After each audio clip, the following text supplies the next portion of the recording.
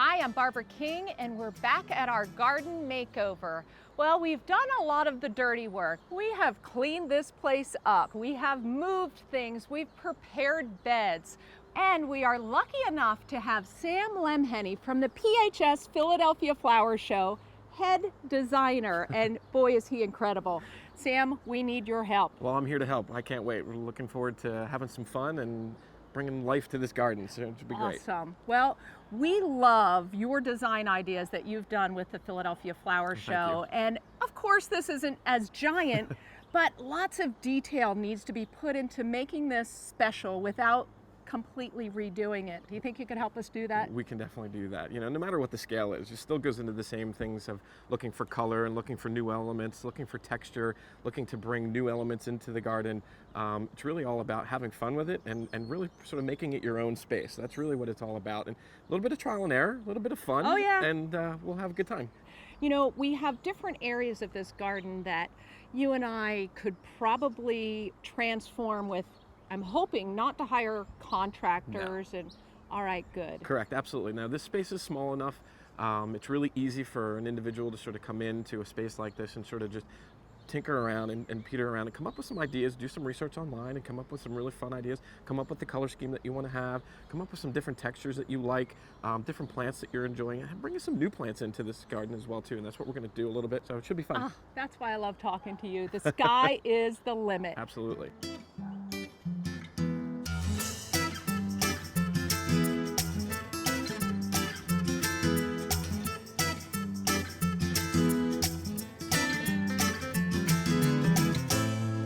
I'm lucky enough to know people like you, designers, but where do people go to get inspiration? I mean, I go to the bookstore too and just look through the books, but where else can people go? So obviously internet is really easy to go, but you know, every local or areas have their own garden tours. Love going on those to see what other people have done. Oh yeah. Going to my friend's house, I actually steal a lot of ideas from my friends, and they just have some fun in their garden, so you can get different ideas from there as well. We also have some great gardens. There's a lot of local botanic gardens that are in your area. Here we have Chanticleer, Longwood, Jenkins Arboretum. These are great places to get ideas. They're always changing things up, changing colors and changing flowers. It's a great way to do that. Seed catalogs are also a great way to do that. You can look online and also get those in the mail to see the different colors and what's the new plants that are coming out, so you can change up your garden every season, so you can sort of wow your friends in the upcoming season with the new plants that are coming out. Wow them or make them a little jealous. Absolutely. It's all about that, right? This is an old chicken laying house. I didn't even realize what it was, and my first inclination was, let's rip this out of here. And now I'm like, it's a great piece that you can keep into the garden. No sense in doing anything. You're going to take this off. You're going to leave a big bare spot on the wall. Yeah. Let's use it as a design element. It's also functionality too, because you can see they're using it here with some gloves and things like that you can store your elements in here. But then you can take every other bin and actually have flowers growing out of it. So like an ice plant or something like that, that's really good at good trailing. I love add some flowers, and then it'll just trail down here and just sort of add as another decorative element in here. Anything? Yeah, this is a great opportunity to do something like, you know, sedums and doing green roofs are always fun. Really tough to maintain for a really big, large scale operation, but for here, this is perfect for your own little personal green roof. So we can use some of these matted sedums that come already pre-matted just like this. They already come grown. You can order them and they come just like this. So they have the soil on them. Absolutely. So is it necessary to add soil in here? You actually can just put in ledge. We can just add a nice piece of strip of wood here to just keep it as an edge, and you can add this right into here. You might put a thin layer of soil on here, but you won't need it, and you can just keep it watered. Succulents don't require a lot of water, so there's a great plant for it. That's why they use it for green roofs. I already love it. The texture is amazing. Can we put a couple more up there? Absolutely. This makes me happy. Awesome. What a great, and it's so easy. Here, I love easy and good looking. Here, put that over there. All right. You can actually have it trail down. It can come down the sides too? Just a little bit, yeah, absolutely. So it just softens the edge a little bit. And we'll put an edge on here to keep it there. Correct, and then if you had some other, you can even grab some other different succulents that have some trailing, and then have them coming out of some of these bins, and then use the other bins for your function. Put your gloves and your tools and some other things in here for that. That's gonna look like $1 million. It should be fun. You have any good ideas for us for designing something fun on that wall? Yeah, I think we can bring this to life very easily and very simply. and very inexpensively. This What do you little think? piece that goes across here that sort of follows the roof line Yeah. here is a great way to actually just add a few nails or add a few hooks to actually become a trellis. Oh, I like that. And actually grow a vining plant up there. You might just grow all the way across, and you can maybe start one on either side and they can meet in the middle. It would be great. Also might be able to handle that decorative, to sort of hide some of the lighting fixturing there.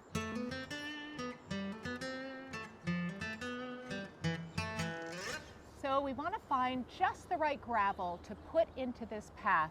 I love the look of the gravel and I love the sound of that crunch underfoot. The gravel in this pathway has been quite a challenge for me. I thought this was going to be the easiest part for me, but the more I realized in different colors, the more I realized all of these choices and picking what is going to look best is kind of important.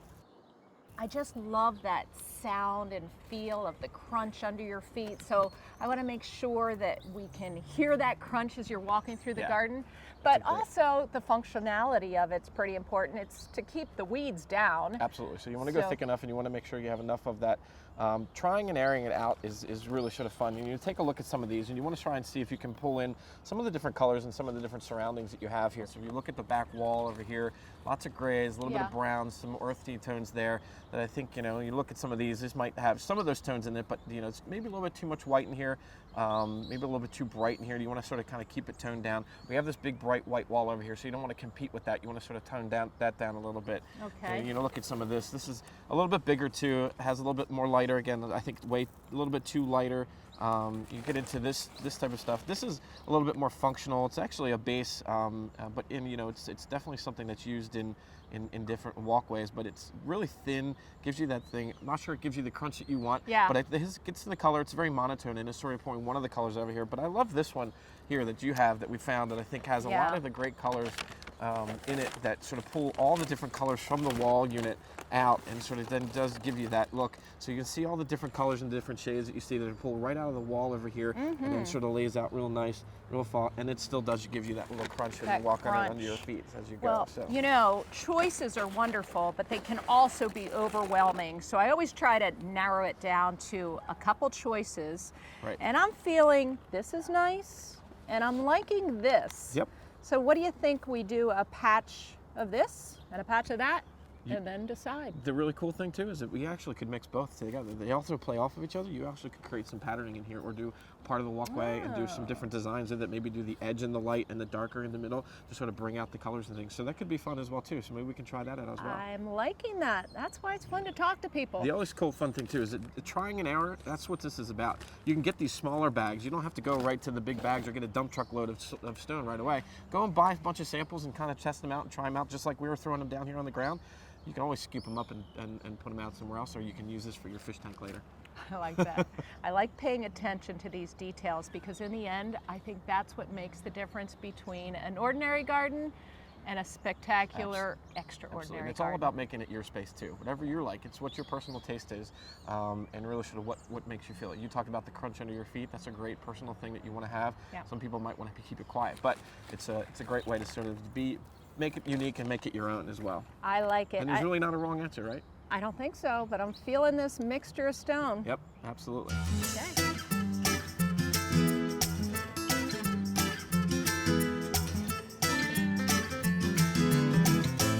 So Sam, I'm in love with this natural rock. This wall is so cool and so many opportunities. Yep.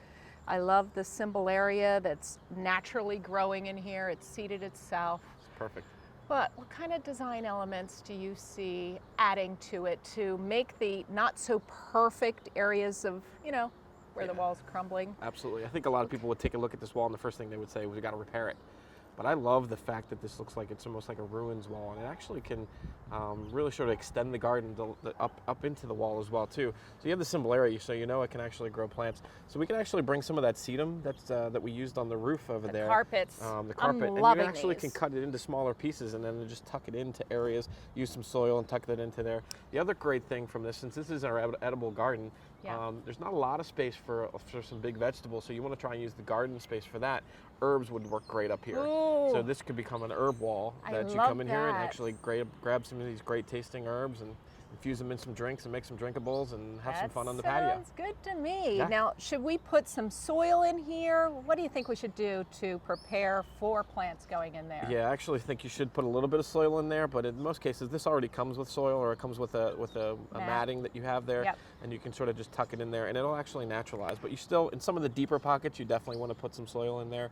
And Look you how might even be able to awesome. put some moss in there too that actually holds some extra water and do that. And then it just becomes even more naturalized than this symbol area that you have here. And it just becomes a great grand, and it just sort of extends the walls up, the garden up into the walls. Oh, while we're sitting here, can I ask you something else? Sure. What do you think we can do here? This is here for keeping the deer out. Do you have any tricks up your sleeve that's decorative that can keep the deer out? You know, and I think there's some plants and some vining plants that you can grow that grow through here. A lot of times I like to go really thin with this wire and just sort of make it go away, because you want some views out there. You don't want to block the views out of this garden, or you're actually in from the garden as well too.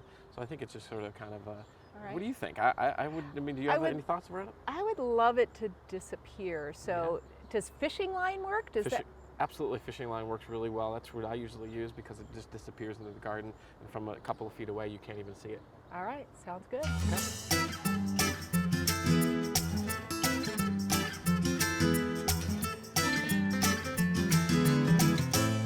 So Sam, I'm feeling that the garden part here inside the walls is a little flat, and I really want to take advantage of the space going up, because it's a small space. Absolutely, yeah. Yeah. It definitely is getting different heights and height changes in the garden. It definitely adds interest to it. And also, by selecting the different plants, tomatoes are a great way to get height with the tomato cages, and some really fun different tomato cages, but also getting some really cool trellises by growing some beans or some cucumbers or some of those vining vegetables that really sort of can give you different heights. It also increases the yields, and you can do different shapes. You don't have to just do flat surfaces. You can do squares, you can do triangles, things like that, that actually sort of bring those plants up into the air. Actually helps you from harvesting too. You don't have to bend down all the time too. Yeah, You can just save harvest the right back. here, and it'll increase your yield by growing up off the ground in the garden. What do you think about some waist-high raised beds? Absolutely, you can definitely do raised beds. It's a great way to add the different heights that you want to make sure you add some interest in here, so it's not just all flat in here. Yeah. You can add some decorative elements to those beds. It also helps you from a bending over and ergonomic standpoint. You don't have to be reaching over all the time. You actually can harvest things or do some things. It's great for herbs when you're continually cutting those things and using them in the house. And also some fast growing stuff like beans and things like that that really sort of grow really fast and have to be harvested a lot. So it's a great way to add different heights to it, and it can be decorative as well too. It doesn't need to just be a flat wooden box, but Right. you can actually paint it or do different colors and textures and add some more Ooh. interest into the color as well, or even treat it as a little art project. That's fun.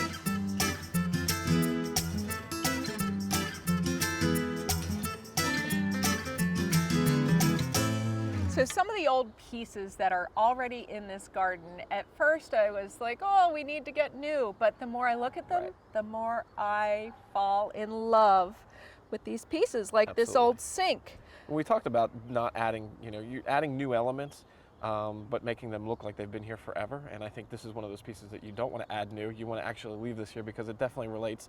It fits. It gives great texture and that sort of antiquing and that old look to it. That sort of weathered look that sort of fits right into the garden. And it also is a great planter. What do you see us putting in this piece? It's definitely they're being used right now as holding a hose, but I definitely see some flowers in here. I think something like a petunia or something like that that sort of adds a really big splash and bright, big, bold color here against this white wall would really make something really stand out well. Awesome. Let's try it. All right, sounds great.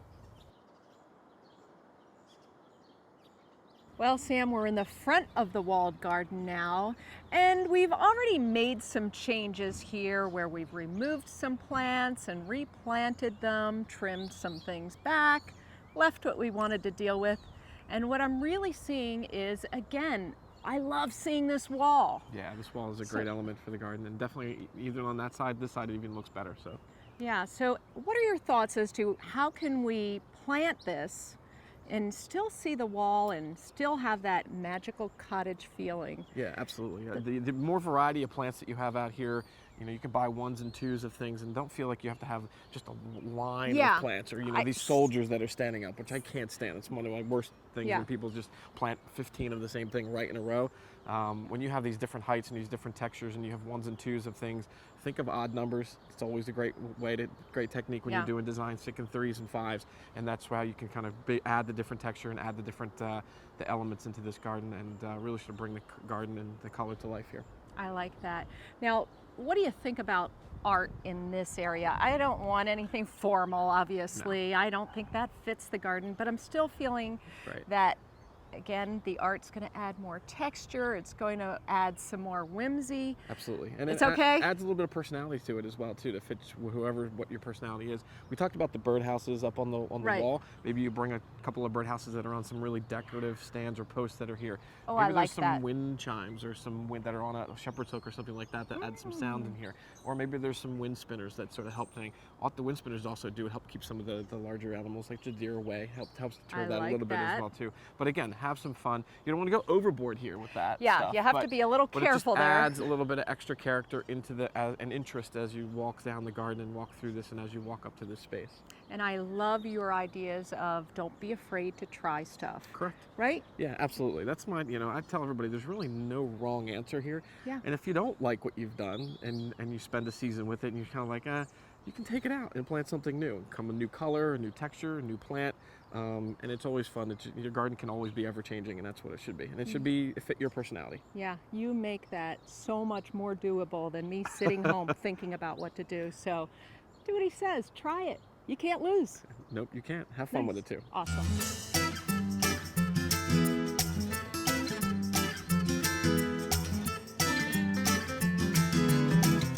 So Sam, the front door is always a great place to capture people and make them feel welcome, and coming into your space is really important to start with a happiness. The feeling of your identity should be out here. Absolutely. This is definitely the place where your personality should sing Yeah. and should greet the people as they come to the entrance to the door. Yeah, so I'm thinking maybe a couple pots. What do you Absolutely. think? Yeah, pots are a great way to accent the door, add some really big splashes of color year round. You can actually change it up for the season as well too.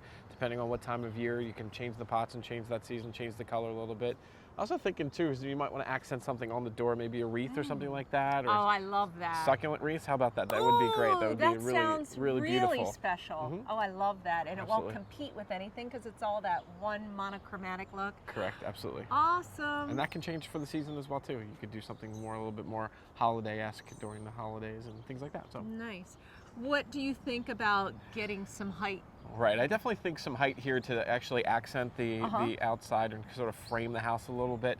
It'll also sort of soften the wall a bit without just completely covering the wall, because we like the wall, we like the look of it.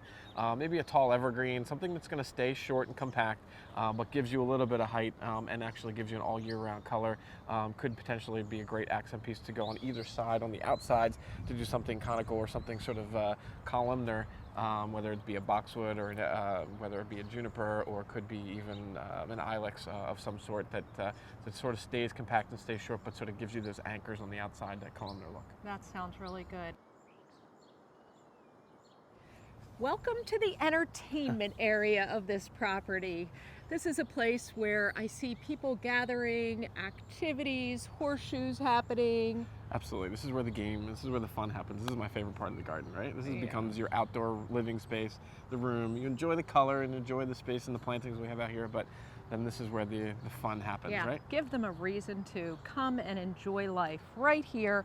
And in this space here, I'm seeing a fire pit. Absolutely. It's a no-brainer for an outdoor space, especially at nighttime. Everybody loves to have a fire going. You're playing horseshoes or you're playing bocce, and you have the fire pit here, and everybody's sort of gathered around it while you're watching the people play the games and things like that. So it's absolutely no-brainer. Oh, I like that. Grabbing a couple sticks from the woods, Right. cooking some s'mores. And maybe another table, but you need a place to put your drinks, right? You need Oh, to have yes, the you drinks do. out here, right? Yes, you do.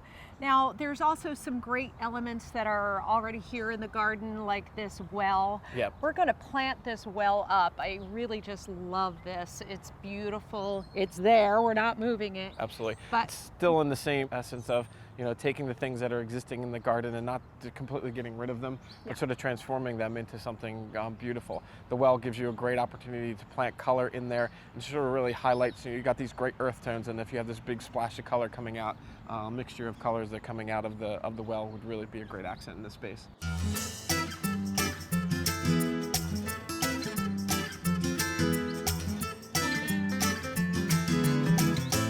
I've had an incredible treat today, being able to spend the entire day in this garden with Sam Lemhenny of the PHS Philadelphia Flower Show.